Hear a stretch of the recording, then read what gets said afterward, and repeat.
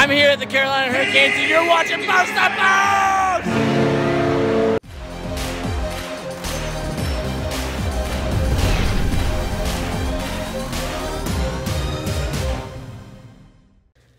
Hello and welcome to Post, the channel where we discuss all things hockey and all teams. It's been 3 weeks since the Duchene Turris trade, and we thought we'd make a follow-up video just to discuss or evaluate both players. So far, it's been an interesting 3 weeks, probably not a predictable 3 weeks because one player has done very well, the other player has struggled, Duchene, unfortunately. And so we're going to discuss it a little bit. You've got the stats. I actually don't know the stats like specifically. I know I know who's doing better than the other person. All right. So if you can share those, maybe now, just to start this off, that'd be awesome. Alrighty. They haven't played the exact identical number of games. Duchene has played 9 games with Ottawa, and Turris has played 10 with Nashville. But otherwise, it's pretty darn close. Yep, pretty close. And their ice time is almost the same because Duchene tends to play about a minute more per game. So higher minutes. Their overall ice time in this period is within 10 minutes of each other. So it's not bad. It's pretty close. Okay. Turris is a +2 with Nashville. He has 2 goals and 5 assists. Not so bad. That's 7 points. Not bad at all. And in 10 games, that's fairly close to a point per game. One of those goals is a power play goal. That doesn't surprise me. And he's played 16.8 minutes a game. Okay. What I also did is I went back and looked at before the trade. What were his numbers like? Right. Because you need to compare. Yeah, So, yep. in Ottawa prior to the trade. And he had had 3 goals and 6 assists for a total of 9 points in 11 games. So basically the same pace. Basically the same. We're getting the same Kyle Turris in Nashville that we had in Ottawa. And it was thought in Ottawa at the time that he wasn't showing up, because he wasn't invested in the team or invested in his play this year. But I think when you look back in retrospect, he probably was playing to his ability, at least if you look at Nashville now and see that he's putting up roughly the same kinds of performance numbers, metrics. Duchene. When Duchene was with Colorado, he was there for 14 games before the trade. He was a +1. He had 4 goals and 6 assists. He had 10 points in those 14 games. And one of those goals was a game-winning goal early on, very early in the season, like Game 2 or Game 3. Since he's been to Ottawa, he has played 9 games. Oh, I should go back. Yeah, I did say that Turris was a +2. Yep. Duchene is a -10. Ooh, that's significant. I didn't think it was that high. I didn't either. When I looked at it, I thought -2, -1, 0, 0, +1, -2. And overall, he's -10. I knew he was struggling offensively, but I didn't know that he was a defensive factor. Yeah. And I know plus-minus is kind of a silly stat in a way because there's so many factors. Yeah. But it is important a little bit. So. He has only 1 goal, which was, I think, it's about a week ago, right? Yep. He got a goal. Like no assist yet, so he only has 1 point. So he has 1 point in 9 games? 9 games. Okay, so we haven't discussed this before off camera, so I don't know how you feel about Duchene specifically in Ottawa or the trade or who you think won the trade or whatever. So can I ask you? Yeah. Do you think that this was a bad trade by Ottawa, or do you think that this is just a blip and things will go back to normal for Duchene?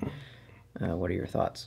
I don't think I'd pronounce the verdict just yet because Duchene is about 2 years younger than Turris, so there's a little extra room there, I believe. It could be getting used to a system, all those other factors that happen after a trade. Sometimes a player lights right up because they're slided into the perfect line or the perfect situation. Other times it takes a while. So I would still not pronounce the trade a loss for Ottawa, although it's not looking good. One stat where Duchene is doing well, and again, this is about as meaningful as a plus-minus stat. He's got 28 shots on goal. Since coming to Ottawa. 28 shots compared to 11 for Turris in Nashville. So he's really, his scoring percentage, whatever you'd want to call it, is very low because he only has 1 goal on those 28 shots. Yep.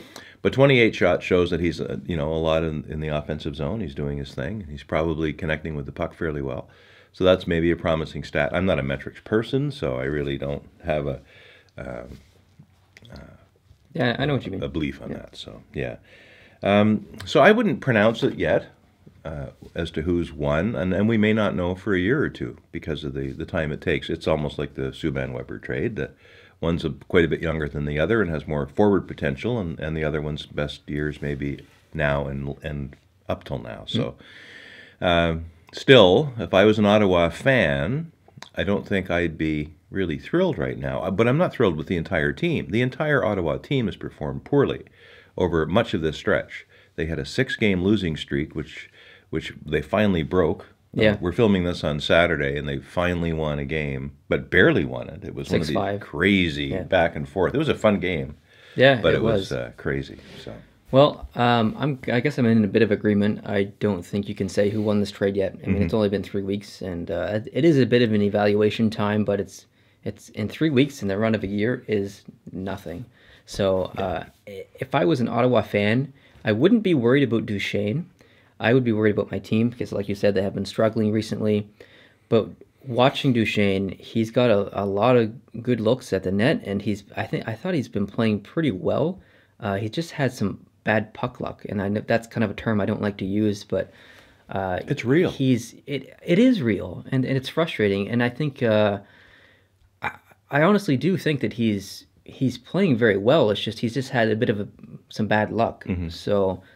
On paper, the numbers don't look very good, but if you watch the games, he's been just snake-bitten a bit, I guess is maybe the right term. So I wouldn't be too worried as an Ottawa fan. You just have to give it a little bit more time. I don't think Ottawa lost this trade. I don't think they won this trade. I think it was a very even trade, and I hope that I can say the exact same thing 2 years from now. But Ottawa plays such a structured game. It's going to take Duchene time to fit into that group. They probably play the most structured of any team in the league with that 1-3-1 system, and I see him fitting in nicely, but he still has some work to do, and I wouldn't be worried. So I'm going to say that no one's won this trade yet, even though Turris is having more success in Nashville than Duchene is in Ottawa. They've both gotten lots of power play time, which is great to see. Duchene's looked pretty good on the power play, and so has Turris. Specifically in front of the net, Turris has been doing some pretty cool things. So I'm happy for both players. I just feel bad for Duchene because I think he's having some bad luck. So I guess that's the best I can explain it. Sounds good. Sounds reasonable. All right. Anything else to add? No. I think it's stay tuned. Stay tuned, yeah. Stay tuned. Keep watching Ottawa, keep watching Nashville, and follow those two players. And we don't know much about how Duchene plays later in the season and into the playoffs because he's been playing with Colorado. Hey. Well, really, so he could be one of those Camilleri type of players that, he's saving a little bit for the run. And if Ottawa does make the postseason, perhaps that's when we'll see things happen. And that's when players often, that's when they do bring their best stuff. Yep. And some players come out of apparently perceived nowhere, but in fact that they're actually around. Ottawa being in the Atlantic Division, it's going to be tough to get in the playoffs because this has nothing to do with this story specifically, but I think that the two wildcard teams are going to come out of the Metropolitan. It's going to be hard that way, but it's also going to be easy because the Atlantic Division sucks. It sucks, but outside of Tampa and Toronto. But I think Toronto and Tampa are going to be the elite teams in the Atlantic, and I think there's only one space up for grabs between all the other teams: Montreal, Ottawa, Detroit, and whatever. Yep, and I think it's going to be really hard to get that last spot because I don't think anyone's going to get a wild card out of the division. I agree with that, but I think Ottawa's going to go on a run near the end of the year. Stay tuned. I think they're going to play like 500 hockey for a little bit, starting now, and then I think they're going to go on a big run at the end of the year and get that third spot. That's my prediction. We'll see. You heard it here first. Yeah, so speaking of playoffs and Ottawa, we have a video that we're going to film right after this, which we'll be releasing either tomorrow, Sunday, or Monday. And it's going to be about going back through some old magazines here that we have, and there's a specific article about Ottawa in 2010. It's just an interesting little paragraph that I'm going to get you to read. And we're going to go through these books and also some old school stuff that I found while going through the basement, some of the old hockey collectibles that I have that I've never shown on camera before, and it's pretty funny. So cool. Stay tuned for that. And thank you guys for watching this video. We really appreciate it. If you're new to this channel, hit the subscribe button. If you like this video, hit the like button, and make sure you check out tomorrow's video. Adios.